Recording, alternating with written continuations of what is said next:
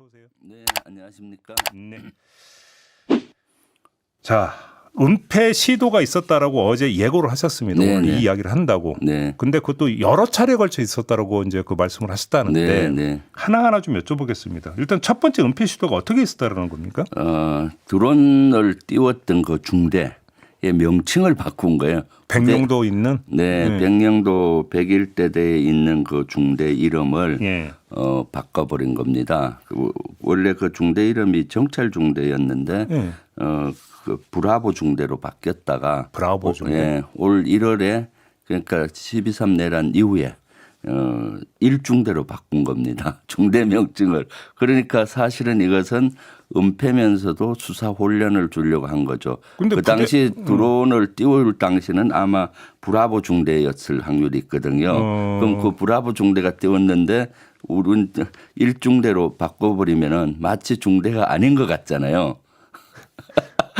이름 때문에 현혹이 된다면 그 저기 수사 당국을 너무 우습게 본 거 아닌가요? 그러니까 이런 것들이 이제 아마 이런 지우고 싶어 하겠죠. 여러 예, 가지를. 예. 통상 예를 들면은 큰 문제가 생겼을 때 부대 명칭을 바꾸는 경우가 있어요. 그 이미지를 바꾸기 위해서. 그런데 이렇게 중대 명칭을 이렇게 바꾸는 사례는 제가 39년 동안 군생활을 하면서도 못 봤어요. 근데 중대 네. 명칭을 바꾸는 주체가 누굽니까? 이것은 이제 드론 사령부에서 바꾼 사령부에서 것 같아요. 바꾸는 거죠. 예. 중대원들이 지시에 자기끼리 바꿀 수는 없는 거죠. 사령부에서 지시에 의해서 바꾼 겁니다. 근데 그러니까 이 부대만 바꿨어요 이름은? 이 부대만 바꾼 것 같아요. 아, 그게 그래서, 중요한 거네요. 네, 그래서 드론 사령부에서 이렇게 브라보 중대를 1중대로 바꾸었다. 올 1월에 그것도 내란이 일어난 이후에 예. 이것은 사실은 저는 수사 혼선과 또는 증거 인멸을 예. 하기 위한 그런 시도로 보여진다라고 예. 볼 수가 있죠. 네. 두 번째 그리고 나서 사실은 부대 명칭을 바꾸고 나서 1월 중순경에 국방부 자체 조사를 나갔었어요. 거기에. 그러니까 이제 국방부 감찰하고 뭐 조사단을 꾸려 나갔는데 이런 것들 부대 명칭까지 바꾸고 이렇게 하니까 혼선이 가잖아요. 거기선 브라보 중대에서 했는데 지금 1중대라고 하고 잘 모르는 사람은 그 중대가 바뀌었다 뭐 이런 생각을 할 거 아니에요. 예. 네, 네, 예. 네. 그다음에 또 하나가 무인기 침투 관련자들을 다른 부대로 전출을 하려고 하거나 보직을 바꾸려고 했다. 네. 이런 점도 있었다면서요. 그러니까 거기가 101대대입니다. 네. 101대대는 101대대 김포에도 브라보 중대 이렇게 갔다가. 예, 브라보 중대 하다가 명칭만 바꾼 게 아니라 101대대의 대대장, 정작과장, 중대장, 주임원사가 핵심이에요. 정작과장이면은 그 참모장격이고 그다음 주임원사, 중대장들을 드론 사령부가 아닌 다른 부대로 아예 보낸 겁니다. 아예 다른 부대로? 드론 사령부는 육해공군이 같이 근무하는 합동부대입니다. 그런데 해병대로 원복을 시키고 어떤 장교는 해군으로 원복을 시키고 예. 대대장은 정보사령부로 보내버린 거예요. 다 흩어져 버리게. 네네. 그 핵심 대대를 이렇게 동시에 참모들을 대대장, 정작과장, 주임원사 하게 되면 전투력을 발휘할 수가 없어요. 네네. 그런데도 불구하고 다른 드론사가 아닌 다른 부대로 보내는 거 이건 또 드론 사령관이 할 수 있는 것도 아니에요.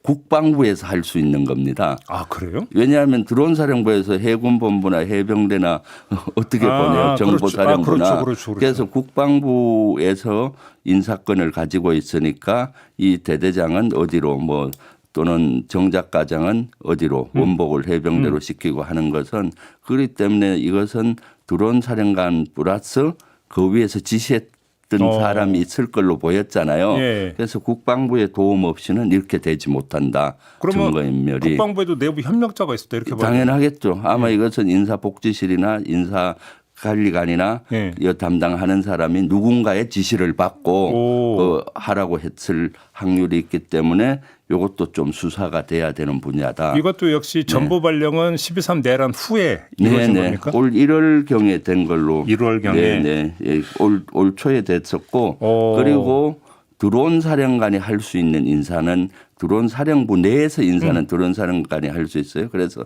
이때 백령도에서 드론을 띄웠던 그 반장들을 네. 그 부대가 아닌 다른 부대로 또 보내려고 했고 일부는 보내버렸어요. 근데 1월이면 11.3 내란 직후고 국방장관은 이제 그 구속이 돼버린 상태였고 네. 국방장관 대행 체제였는데 여기서 드론 사령부에 누군가가 협조를 했다? 그래서 인사발령을 내게 해줬다? 이것도 되게 심각한 문제 아닌가요? 심각하죠. 그래서 제가 늘 그때도 주장했던 것이 예. 내란 세력이 여기저기에 깊숙이 뿌리 박고 있다. 예. 그래서 이걸 발본색원해야 된다고 저도 줄기차게 주장했고요. 그러면 이 전보 발령은 당시 국방장관 대행선까지 보고가 되는 인사 내용입니까 아닙니까?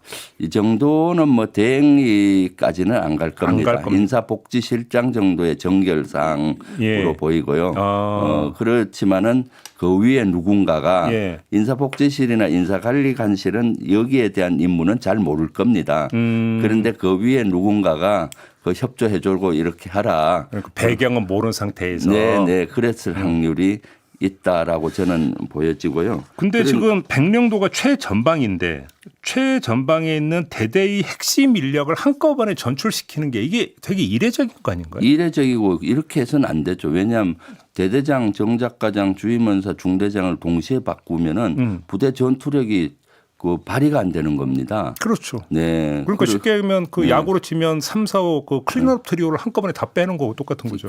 코치, 감독, 3, 4, 5 다 빼버리는 거죠. 그러면 그 야구팀이 기능을 못 하지 않습니까? 그렇죠. 네. 그 정도 감독을 바꾸면은 코치는 그대로 좀 놔뒀다가 나중에 좀 바꾸고 그렇지. 바꾸더라도 몇 개월 후에 이렇게 하잖아요. 그렇죠. 그런데 이렇게 하는 거는 진짜 군생활 제가 하면서 본 적이 없다.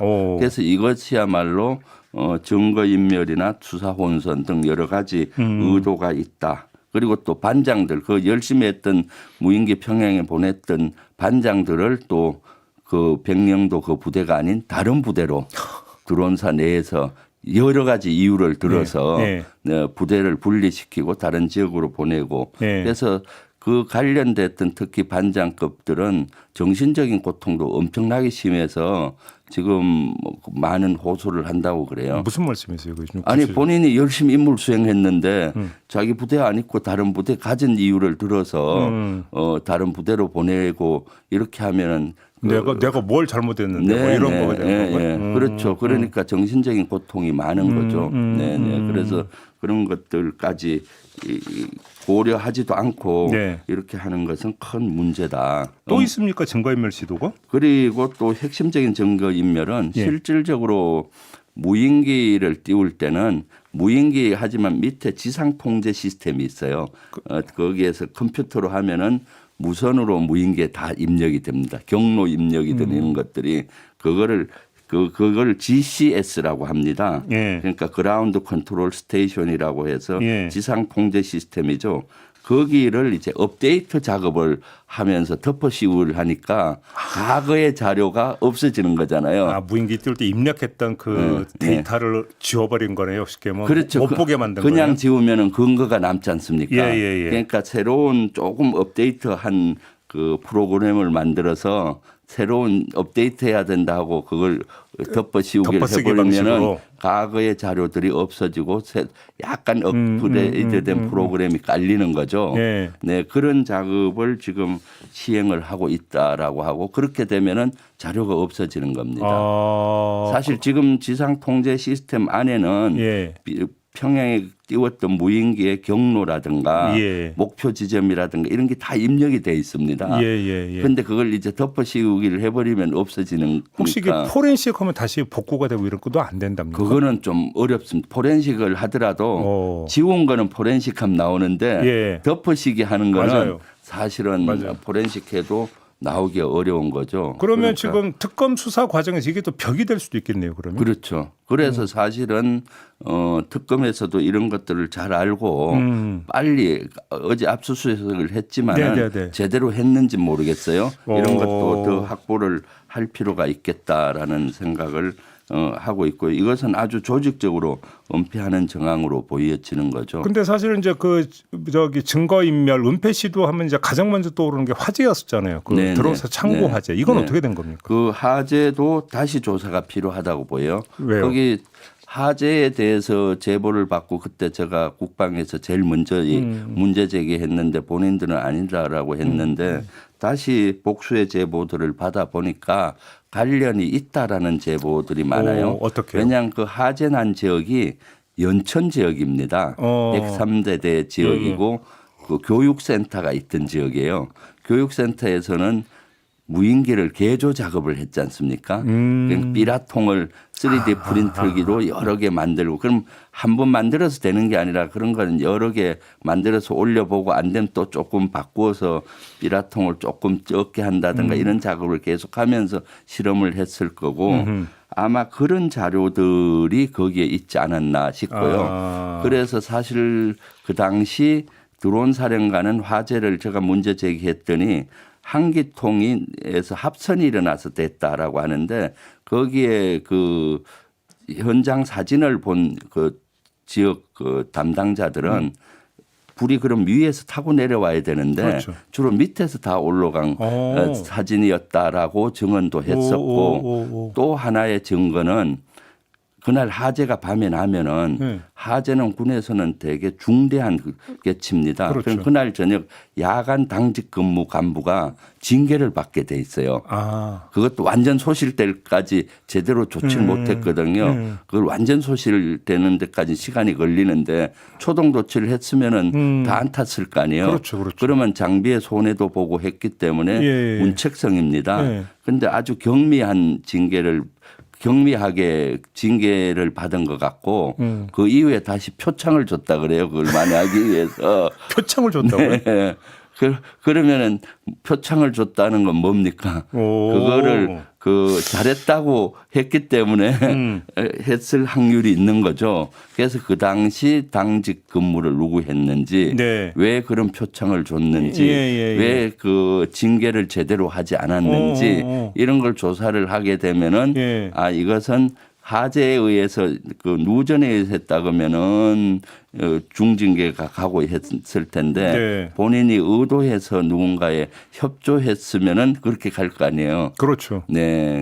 그렇다. 이거는 화재 감시하면 금방 사실 이제 발화지점 어디냐는 또 금방 나오는 건데 사실. 네. 그죠? 그래서 이 화재가 난 날이 12월 8일이에요. 12월 3일 내란 이후에 이게 문제가 될 것 같으니까 아마 거기 있는 부품을 딴 데 버리라고 해도 그게 되겠습니까? 그 증거인멸은 화재가 제일 그 말끔하게 될 것 같으니까 그러지 않았나라고 유추하고 이것도 수사기관에서는 재수사를 할 필요가 있다라고 보여집니다. 그 보도가 나왔었는데 그 김용대 드론 사령관 있잖아요. 네네. 휴가 다녀왔다고 했는데 혹시 이것도 좀 그 눈여겨봐야 되는 포인트인가요? 그렇죠. 지금 휴가는 군에서 통상 토요일 일요일을 끼고 금토일이나 토일 월 이렇게 가요. 그런데 평일 3일을 연달아 갖고 내란 특검이 막 진행되면서 외환에 대한 수사가 집중적으로 되는 지난주인가 시기에 갔다 왔어요. 그 얘기는 뭔가 하려고 지금 휴가를 냈던 거다 이 말씀이신가요? 네, 그렇게 의심을 할 수밖에 없는 거죠. 그리고 드론사에 있는 간부들도 이상하다. 왜냐하면 지금 외환죄 집중 수사가 들어갈 때는 지휘관이 있어야 되잖아요. 그런데 밖에 나갔다는 것은 뭔가 말 맞추기를 한다든가 관련 외부 사람들하고 한다든가 그런 의혹이 있지 않나라고 하기 때문에 그런 것도 조사를 해야 된다. 사실 뭐 휴가야 뭐 언제든지 갈 수 있는데 이런 중대한 시기는 통상적으로 지휘관은 부대 대기를 하거든요. 곧 이제 부대 내란 특검에서 조사를 들어오고 계속 수사를 하고 있는데 어떻게 비울 수 있습니까? 그런데 이 김용대 사령관은 드론 전문가이긴 해요. 드론 분야는 저는 나름의 전문가라고 봐요. 저 무기체계 분야, 방사청 이런 데도 근무를 한 걸로 보이기 때문에. 그런데 좀 사령관으로 그 발령 날 때 좀 배경에 대해서도 여러 가지 얘기가 좀 있었잖아요. 네, 있었죠. 사실은 초대 드론 사령관은 제대로 임기를 채우지 못하고 8개월 만인가 교체를 했고 그리고 지금 드론 사령관은 여인영 방첩 사령관과 동기생인데 그때 진급할 여건이 아니었는데 거기 가서 진급을 시키면서 그건 무슨 말씀이세요? 그러니까 직위 진급을 한 사람은 2년 이내면 전역하는데 직위 진급을 하고 또 직위 진급을 한 걸로 제가 알고 있거든요. 직위 진급이라는 게 그러니까 특정 보직을 맡아서 이제 그 계급이 올라가면 그 보직이 끝나면 전역이다. 보통 진급은 원스타를 하면은 5년 동안 임기가 보장이 되고 네. 기간이 5년 이내에 2스타도 못하면 전역하는데 그렇죠. 아주 중요한 어떤 직책이 있을 때는 조건을 이 직에서 2년 근무하고 전역한다. 2년 하는 그런 네. 걸 직위 진급이라 해요. 근데 그 전역을 직에. 했어야 되는데 또 다른 직위를 맡았다. 또 진급을 하고 드론 사령부로 갔다라는 그런 정언들이 있거든요. 그래서 그런 것들도 왜 보직을 이렇게 했는지 그런 것도 수사할 필요가 있죠. 그래서 맞아요. 여인영 방첩사령관과 아주 친하고 동기생이니까 그러지 않았나 또 이런 것들을 마음대로 하기 위해서 같이 네. 한 것이 아닌가라고 알겠습니다. 의심을 가는 거죠. 네. 마지막으로 짧게 그 포상 경력금 지급 있었잖아요. 네, 네. 이것도 좀 그 진실 은폐하고 연결이 되어 있다고 보세요? 예, 그거를 확인하면은 요 실체를 확인하는데 된다고 봅니다. 예. 10월 3일 9일 드론을 띄워 평행 무인기 드론 이후에 한 25명을 표창을 했고 거기 표창자들은 사실 이 드론과 관련되는 거예요. 예. 그래서 사령부의 작전처 뭐 공역 통제 장교 이런 사람들이 있고 센터도 있고요. 교육센터. 그리고 또 11월 13일 날 그 네. 남포에 띄우고 난 다음에도 표창자를 모았는데 요것은 12.3 내란으로 표창을 부여는 못했어요 중간. 그래서 그것까지 확보를 하면은 그 인원들이 관련자니까 네. 이 실체를 접근하는데 훨씬 쉽다. 내란 특검에서 이 방송을 꼭 들었으면 좋겠네요.